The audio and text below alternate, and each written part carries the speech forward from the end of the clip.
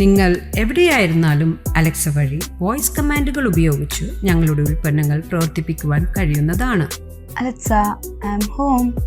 അത് ഫാനായാലും AC ആയാലും window shades പ്രവർത്തിപ്പിക്കുവാനായാലും ഇനി വോയിസ് കമാൻഡുകൾ മാത്രം മതി. അംബേദ്കർ പ്രതിമയെ അപമാനിച്ചതിനെതിരെ പ്രതിഷേധം. കറുകുറ്റിയിൽ BJP മാർച്ച്. കറുകുറ്റി പഞ്ചായത്തിലെ ഭരണഘടനാ ശില്പി ഡോക്ടർ അംബേദ്കറുടെ പ്രതിമ പൊളിച്ചുമാറ്റി പുനഃസ്ഥാപിക്കാത്തതിലും പ്രതിമയെ അവഹേളിക്കുന്ന തരത്തിൽ പ്ലാസ്റ്റിക് കവർ വെച്ച് മൂടി വൃത്തിഹീനമായ സ്ഥലത്ത് വെക്കുകയും ചെയ്തതിൽ പ്രതിഷേധിച്ച് BJP കറുകുറ്റി പഞ്ചായത്ത് കമ്മിറ്റിയുടെ നേതൃത്വത്തിൽ പഞ്ചായത്ത് ഓഫീസിലേക്ക് പ്രതിഷേധ മാർച്ച് നടത്തി.